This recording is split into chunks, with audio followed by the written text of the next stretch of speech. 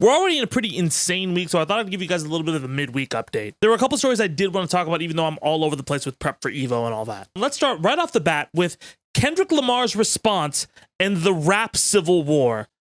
Oh boy. So let me get you up to speed where we were at before everything dropped over the last few days. Kendrick did a verse on the song Like That by Metro Boomin and Future where he took specific shots at J. Cole and Drake, lit the internet on fire, everybody talking about this verse with lines like, motherfuck the big three, ayo, it's just big me. It was silent for a little bit, but J. Cole followed up with 7-minute drill. Kind of a warning shot, received kind of a lukewarm response, and J. Cole ended up taking that song down, saying he really didn't want that energy around the beef, even complimenting Lamar.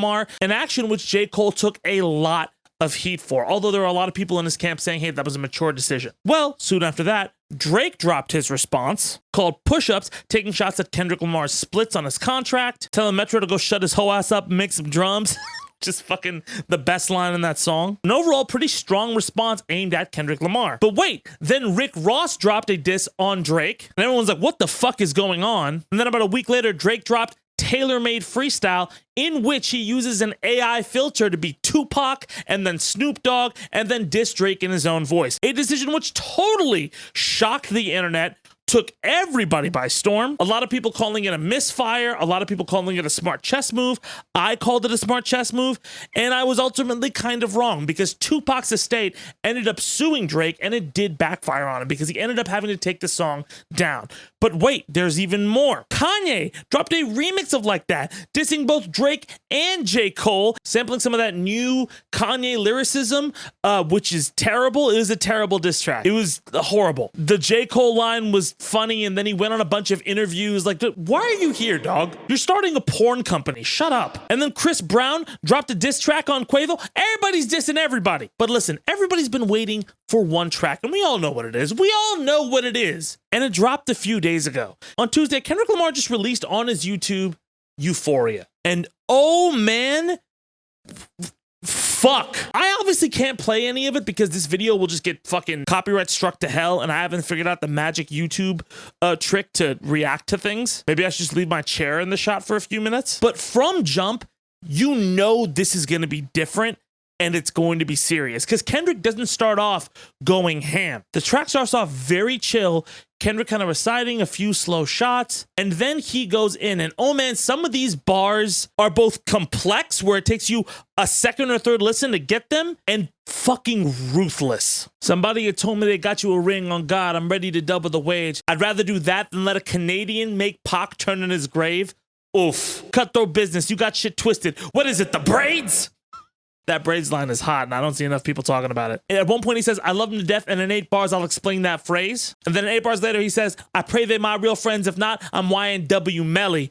Which is fucking wild because YNW Melly was put on trial for killing 2 rappers he was associated with. And the scheme was just so fucking well put together. At one point, he mocks Drake's accent. He brings up the allegations that Pusha T brought up against Drake, but at the same time, it hits even harder because he's comparing it to himself, saying that I don't really care about rap. I'm busy trying to be a father. But you don't know nothing about that, which hits so much harder because of the comparison and the dedication Kendrick has to his family. Also, one of the hottest lines I thought in there, how many black features until you feel black enough? Oh, fuck. This was a massacre. And pretty much everybody online is in agreement. I don't think I've seen one sane person like listen to that and be like, oh, Drake has nothing to worry about. Everybody's like, man, this was heavy. And what's even worse is that as you listen to it more, you find more disses. That park your son line, bro. And like I said, I haven't seen one intelligent person say that none of that hit. I've seen a lot of fucking idiots do that, though. Listen, I understand that there's contrarianism in rap. It is a brain rot take to think that none of that hit. Just pure brain rot. And you know who I'm looking at? Fucking DJ academics. Listen, I mean this sincerely. If you're coming to this video and you're a slight Drake fan or whatever, I mean this with all due respect. I know more about rap than you ever will.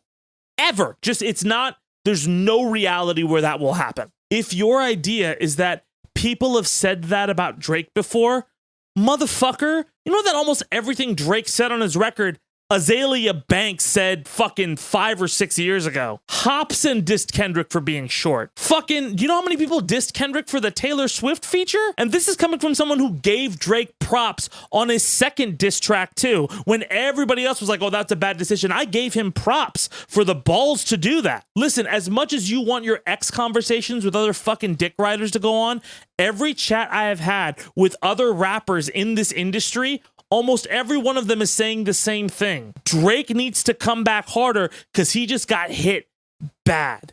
This is bad. The biggest thing in a rap battle is it's a media war, it's public perception, and Drake does not look good. Again, he has a lot riding against him. He's arguably the biggest pop hit maker in rap. So he has a lot more to lose. But again, that back-to-backing that he just tried to do didn't work out. And also, just for clarification, if you listen to DJ Academics on anything, you know that like everybody who means anything in rap music at all thinks you're a fucking joke, right? I'm not even kidding when I say Alex Jones has more credibility than DJ fucking Academics. If you ask this guy about the situation in Gaza, he'll somehow tie Drake to it. Everyone thinks this guy's a loser, and every time you call him out, he just says about how much money he's making, and people think he's more of a loser. You're a fucking loser. If you have that much money, clean up your fucking room when you're reacting to the track instead of trying to find every empty Red Bull can on your fucking desk. I don't think it's gonna end Drake. I think he can still come back hard, and Drake has to come back strong. Also, Drake responded with a fucking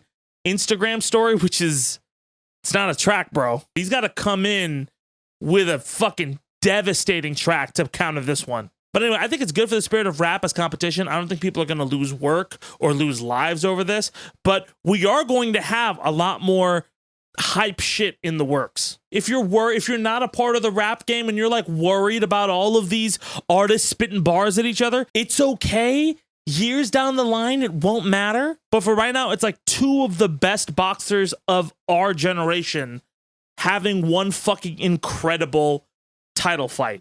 And I'm here for it. But anyway, let me know what you think in the comments. Okay, let's move on to Dan Schneider. Dan Schneider is suing the makers of Quiet on Set for defamation of character. The documentary, if you didn't see my video on it, you can go click on that. But it alleged that Schneider had created an unsafe work environment. A lot of times that led to the abuse of several children. It also said that Schneider had incorporated inappropriate jokes into children's programming. It also said that he created a sexist and difficult work environment. A list of allegations that Schneider attempted to address when he bought 3 fucking cameras and his friend on to basically film an after-school special version of a YouTube apology without a ukulele and halfway take accountability while trying to sidestep every other allegation leveled against him. And that's just not me saying it. Schneider's response was widely panned. And that documentary went bananas. I mean, I'm sure at this point you've heard of Quiet on Set. And the lawsuit is saying that some of what is said is true, but a lot of it mischaracterizes what was going on. And listen, the documentary doesn't out and out go out and label Schneider himself as a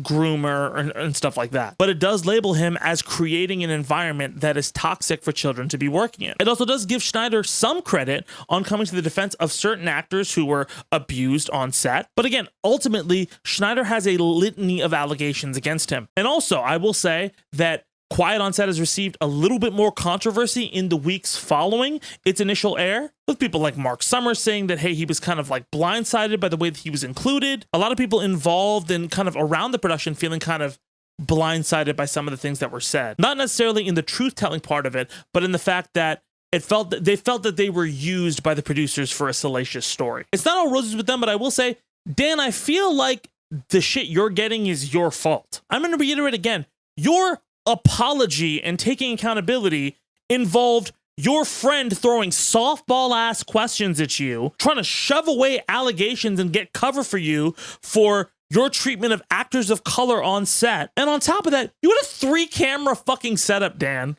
That means that you had to take time to set up the cameras in your house, make sure they're all in focus. Like, hey, do you have eyeline? Is this good? Okay, dude, how do we? Then you had to hire an editor. I know that wasn't the first pass, my guy. I know you definitely had notes for that editor, and then put it up online like, oh, it's just a spontaneous moment. Yeah, man. I don't know. After this, you should probably sue yourself because this lawsuit, it's not going to be good for your reputation either. Quick note before we get to our last story. I want to do something on campus protests again and update everybody, but it's still a developing story and I didn't have enough time to do enough research. So I'll probably do that on Sunday during Freestyle the News. And if anything crazy breaks before then I'll make a decision. All I'll say is, take the headlines you're reading with a grain of salt, double check everything. Culture war is in full force on this thing. Don't be apathetic and don't be scared to talk or anything like that. Discussion's good, but just, double check what you're reading. I'm not both sizing everything. I'm just saying be careful in this just fucking hurricane of media shit. But for right now, I'll end with a lighter story. It's not a lighter story. It's a fucking boxing drug story. Let's talk about Ryan Garcia and Devin Haney. This is actually a pretty big story. If you don't know who Ryan Garcia is, he's a boxer who held the WBC interim lightweight title back in 2021. And recently he was set to fight Devin Haney for the super lightweight title in a match that was not heavily in his favor. And this match had a lot of things going around it. It was called This One Counts because they had fought each other in a bunch of amateur fights, and this was the first professional one. And listen, there was a lot going into this fight. Aside from the fact that Garcia was an underdog,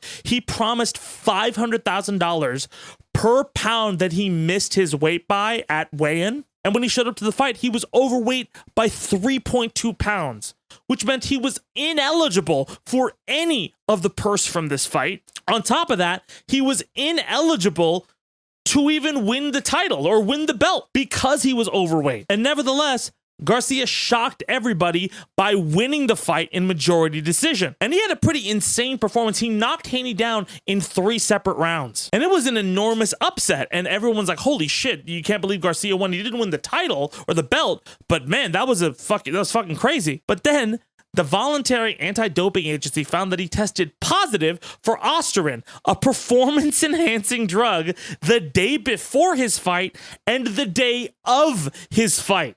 God damn it, Ryan, what are you doing? Now, Garcia took to X to say that, hey, he's never used a steroid in his life and he wants the B sample to be tested. He has about 10 days to petition for that. Oscar De La Hoya's promotional company is also looking into what exactly happened. They say they believe him. And listen, Haney responded in a statement to ESPN.